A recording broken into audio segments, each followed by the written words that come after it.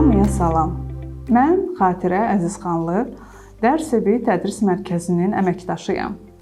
Biz Kapital Bank ilə birlikdə Azərbaycan məktəblərində Dəyişiklik Səndən Başlayır layihəsini həyata keçiririk. Bu layihə məktəblərdə olan bullyinqə qarşı mübarizəyə həsr olunub. Növbəti webinarımızın mövzusu sinifə yeni gələn şagirdin sinifə uyğunlaşma prosesi barədədir. Yeni gələn şagirdin kollektivə uyğunlaşması uşaq üçün həssas prosesdir. Müəllim üçün isə yeni şagirdin sinifə uğurlu təqdimatı məsuliyyətdir. Yeni gələn uşaq üçün bu, aqressiv qəbul etdiyi yeni mühitdir. Kollektivdə tarazlığın pozulması və rolların yenidən bölüşdürülməsi qaçılmazdır. Yeni gələn şagirdin uyğunlaşma prosesinə diqqətlə yanaşmaq, onun sinifə reaksiyasını və sinifin ona verdiyi reaksiyanı izləmək vacibdir. Düzgün nəzarət olunduqda uyğunlaşma prosesinin çətinlikləri minimuma endirilə bilər. Müəllim üçün uyğunlaşma prosesinin necə keçdiyini vaxtında başa düşməyə kömək edən bəzi meyarlar mövcuddur. Birinci meyar, detallara diqqət, şagirdlərin davranışı, reaksiyası. İkinci meyar, yeni gələn şagirdlə və digərləri ilə mehriban ünsiyyət. Üçüncü meyar, sinifdə şagirdlərin qarşılıqlı münasibətlərinə dair hər hansı yeni məlumata diqqət. Dördüncü meyar, situasiyanın təhlili və aralıq nəticələr. Yeni gələn şagird üçün uyğunlaşmaq nə qədər çətindir? Ona çətin gələn nədir? O, intellektual, emosional tarazlığı qoruyurmu? Yeni gələn şagird sinifin həyatına nə dərəcədə uyğunlaşa bilir? Sinifdə yeni şagirdin meydana çıxması ayrı-ayrılıqda şagirdlər və maraq qrupları arasındakı mövcud əlaqələri pozur. Kollektiv yenidən bir araya gəlmək üçün bullyinqə müraciət edə bilər. Yeni gələn şagirdə qarşı sinifin və ayrı-ayrı qrupların reaksiyasını görmək vacibdir. Reaksiya spektri müsbətdən mənfiyə doğru dəyişir. Müsbət reaksiya. Yeni gələn şagirdə maraq göstərilməsi, onu kollektivə qəbul etmək istəyinin olması. Sinifdə sağlam mühitin mövcudluğu. Orta reaksiya. Ünsiyyət qurmağa çalışılmasa da mehribanlıq göstərilir, sərhədlərə hörmət edilir. Şagirdlər yeni gələn şagirdi daha yaxından izləyir. Yeni gələn şagird sinifə uyğunlaşır. Neytral reaksiya. Kollektiv kömək etməkdən imtina etmir, ancaq heç bir dostluq təşəbbüsü də göstərmir. Reaksiyanın olmaması həm müsbət, həm mənfi proseslərin göstəricisi ola bilər. Mənfi reaksiya. Qaçış sərgilənir. Sən burada yad adamsan mesajı verilir. Sinifdə gərgin mühit hökm sürür. Aqressiya və bullyinq təhlükəsi mövcuddur. Aqressiv reaksiya. Yeni gələn şagirdin ünsiyyət qurmaq cəhdlərinə qarşı aqressiya və ya səbəbsiz hücumlar baş verir.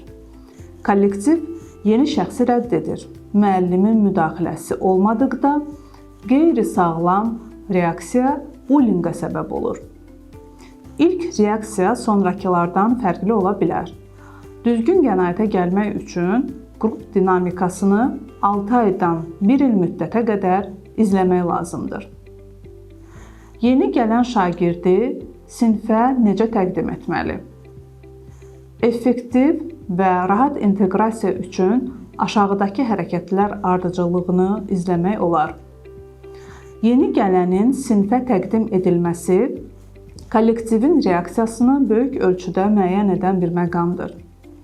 Yeni şagird diqqət mərkəzindədir və kollektiv təkcə onun haqqında konkret məlumatlara deyil, həm də müəllimin sözlərindəki emosiyalara reaksiya verir.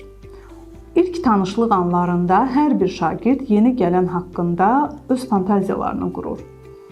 Görəsən maraqlıdır, yoxsa darıxdırıcıdır, pisdir, yoxsa yaxşıdır?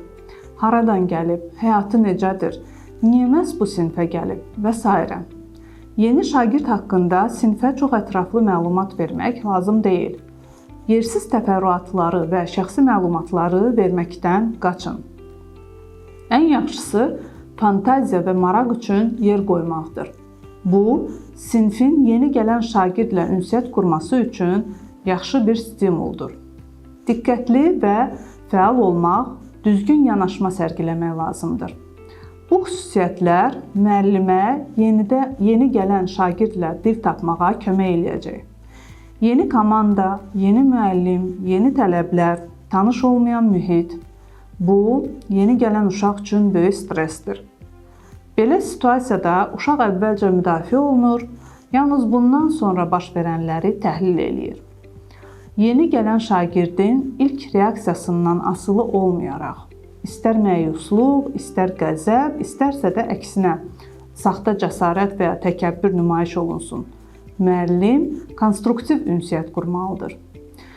Yeni şagirdin suallarına və çətinliklərinə diqqət yetirmək, ancaq kollektivin diqqətini onun problemlərinə yönəltməmək lazımdır. Yeni şagirdə qarşı empatiyaya dəvətdən və onun problemlərini açıq şəkildə müzakirə etməkdən çəkinin. Yeni gələn dərhal suallarla və tapşırıqlarla yüklənməməlidir. Lövhəyə çağırılmamalı və bilik səviyyəsi qiymətləndirilməməlidir.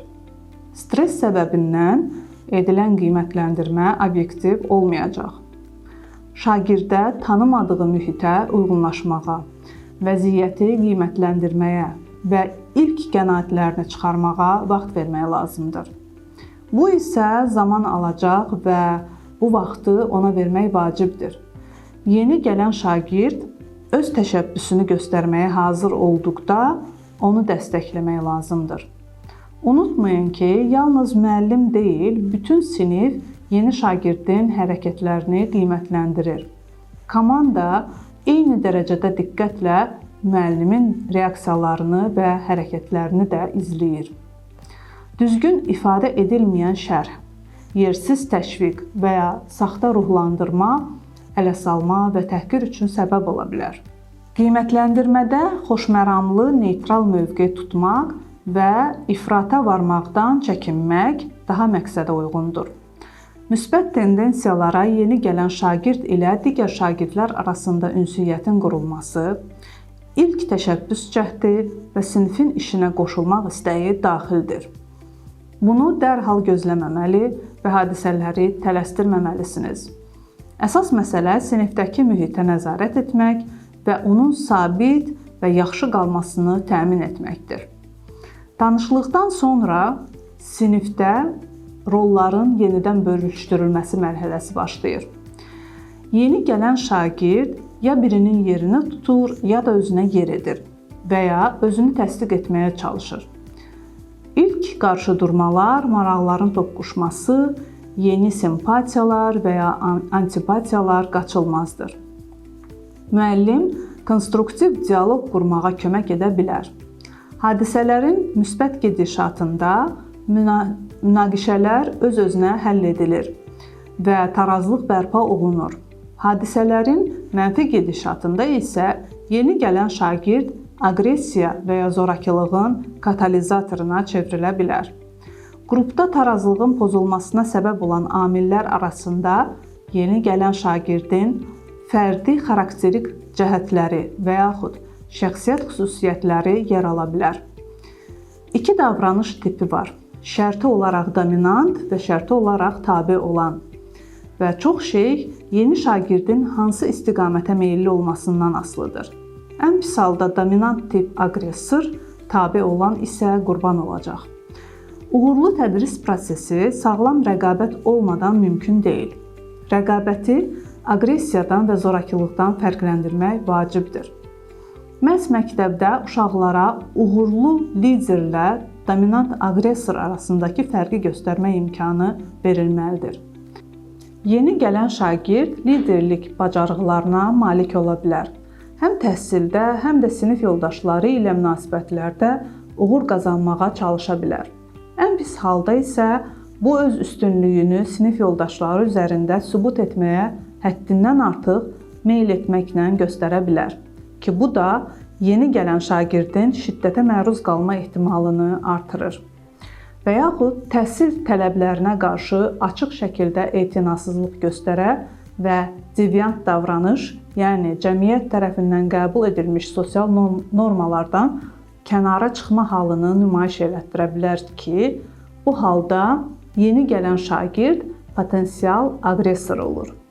Yeniyetmə üçün deviant davranış modeli qısa yol kimi sərfəli görünə bilər.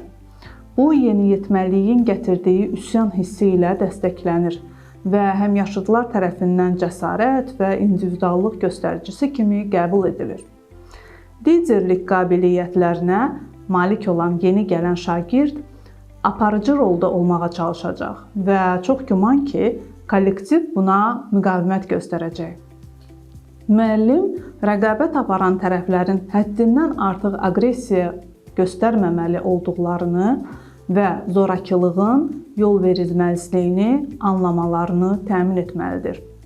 Müəllim tərəflərə konkret problemin sivil həll variantlarını təklif edə bilər. Şagirdləri aqressiya və münaqişəni bastırmaq əvəzinə dialoqa və fikir mübadiləsinə sövq edə bilər. Əgər yeni gələn şagird şəxsiyyət kimi öz dəyərlərini necə sübut etməyi bilmirsə və ya sübut etmək istəmirsə, kənarda qala bilər. Utancaqlıq və qorxaqlıq bir çox hallarda kollektivi qıcıqlandırır. Bu mövqe bir çox istedadlı şagirdlərə də xasdır. Onlar digər uşaqlardan fərqlənirlər. Onların individuallığı sinifdə başa düşülməyən və aqressiya yarada bilər. Həmçinin qeyri-sabit sinir sistemi olan uşaqlar, psixoloji travma almış uşaqlar və xüsusi qayğıya ehtiyacı olan uşaqlar da risk qrupuna daxildir. Risk qrupuna daxil olan yeni gələn şagird yeni sinifə keçdikdə 2 qat zərbə alır. Situativ stres şəxsi həssaslığı biraz da dərinləşdirir. Müəllim bu qrupa daxil olan uşaqlara qarşı daha diqqətlə yanaşmalı, bu işdə məktəb psixoloqunu bu işə cəlb etməli, dəstək göstərməli, amma onların zəif olduğunu möhkəmləndirməməlidir. Həddindən artıq diqqət göstərməklə zəifliklərini qabartmamalıdır. Əksinə, şagirdə sinifdə inkişaf etmək və öz güclü tərəflərini və bacarıqlarını ortaya qoymaq imkanı yaratmalıdır. Dərs zamanı ediləcək hərəkətlər. Birincisi, yeni gələn şagirdi sinifə təqdim edin. Mehriban, sakit tonda yalnız əsas məlumatları verin. İkincisi, sinifin reaksiyalarına, kiçik qrup liderlərinə və yeni gələnlərin sinifə reaksiyalarına diqqət edin. Yeni gələn şagirdin uyğunlaşmasına şərait yaradın. Ona xüsusi diqqət göstərməyin və sinif yoldaşlarına öz bilik səviyyəsini göstərməsini təklif etməyin. Üçüncüsü, yeni gələnə qarşı aqressiya halı baş verdikdə şifahi aqressiya hərəkətlərini, təhqiramiz sözləri, istehzaları, təxribatları diqqətli şəkildə dayandırın. Mümkün fiziki aqressiyanın qarşısını alın. Təpikləməyə, qulaq vurmaya, dərs ləvazimatları ilə oyunlara mane olun.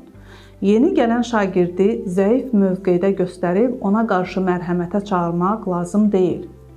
Ümumiyyətlə, bu cür hərəkətlərin yol verilməz olduğunu izah etmək lazımdır. Şagirdləri deyil, onların hərəkətlərini tənqid edin. Dərsdən sonra ediləcək hərəkətlər hansılardır? Dərsdən sonra yeni gələn şagirdlə fərdi söhbət aparın.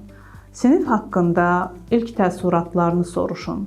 Hər hansı bir çətinliyinin, suallarının, köməyə ehtiyacının olub-olmaması ilə maraqlanın.